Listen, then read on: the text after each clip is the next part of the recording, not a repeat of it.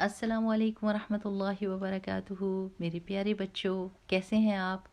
بہت ساری دعائیں دل سے کہ اللہ سبحانہ و تعالیٰ آپ کو آسان اور صحت والی اور ایمان سے بھری ہوئی اور نیکیوں سے بھری ہوئی زندگی عطا فرمائے، آمین۔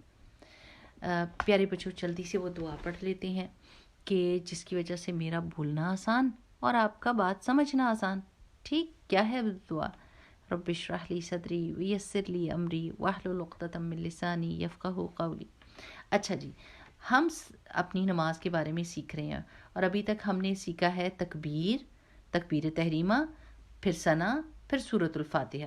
اچھا، ایک بات جو میں نے آپ کو بتانی ہے وہ یہ ہے کہ یہ جو پوزیشن جس میں ہم کھڑے ہوتے ہیں سیدھے اور ہاتھ اپنے سینے پہ باندھتے ہیں، اس کو قیام کہتے ہیں۔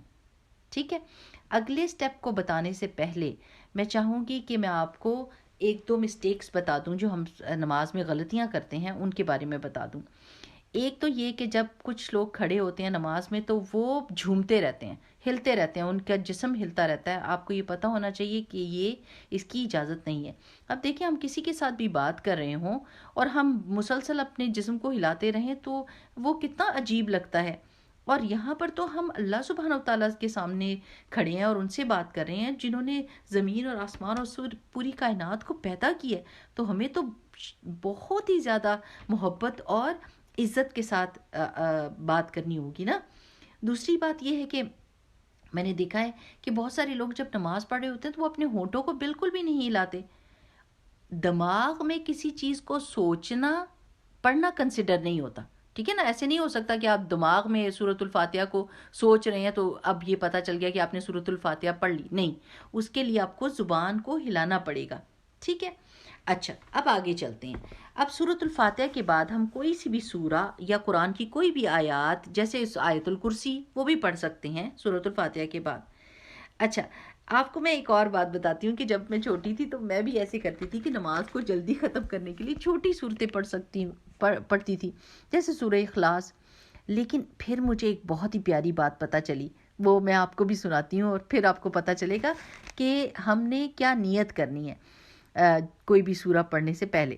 کہ ایک صحابی تھے اور ان کے بارے میں ایک شکایت آئی، وہ امام تھے ساتھ والی کسی مسجد میں، تو لوگ ان کی شکایت لے کر رسول اللہ صلی اللہ علیہ وسلم کے پاس آئے کہ انہوں نے کہا، یا رسول اللہ صلی اللہ علیہ وسلم، یہ جو ہمارے امام ہیں یہ ہر نماز کی ہر رکعت میں سورۃ الاخلاص پڑھتے ہیں اور پھر کوئی دوسری سورہ پڑھتے ہیں۔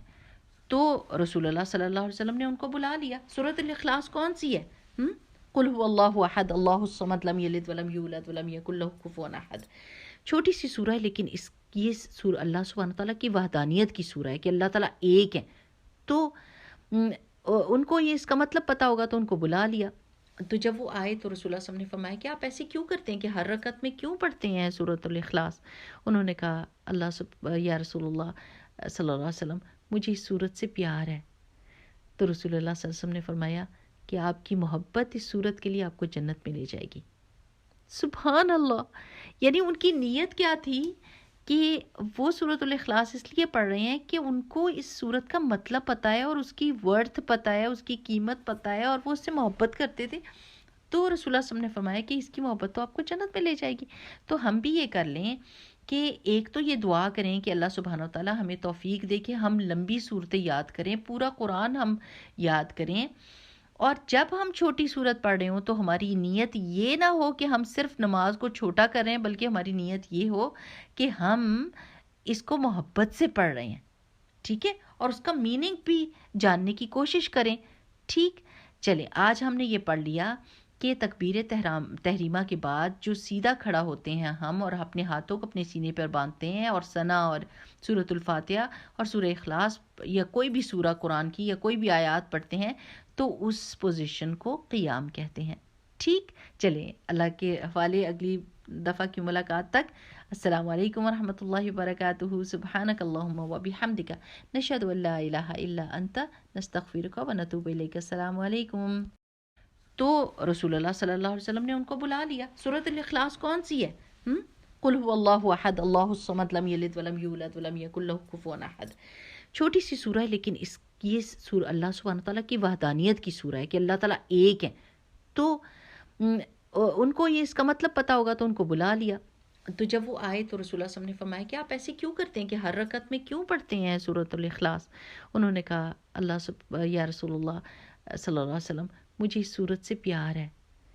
تو رسول اللہ صلی اللہ علیہ وسلم نے فرمایا کہ آپ کی محبت اس سورت کے لیے آپ کو جنت میں لے جائے گی۔ سبحان اللہ!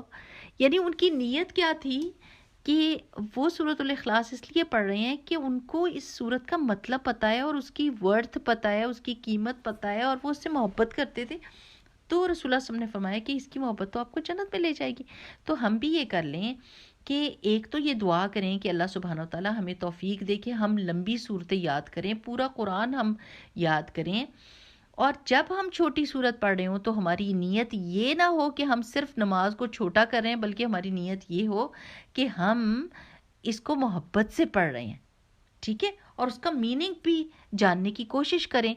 ٹھیک، چلیں آج ہم نے یہ پڑھ لیا کہ تکبیر تحریمہ کے بعد جو سیدھا کھڑا ہوتے ہیں ہم اور اپنے ہاتھوں کو اپنے سینے پر باندھتے ہیں اور ثنا اور سورۃ الفاتحہ اور سورہ اخلاص یا کوئی بھی سورہ قرآن کی یا کوئی بھی آیات پڑھتے ہیں تو اس پوزیشن کو قیام کہتے ہیں۔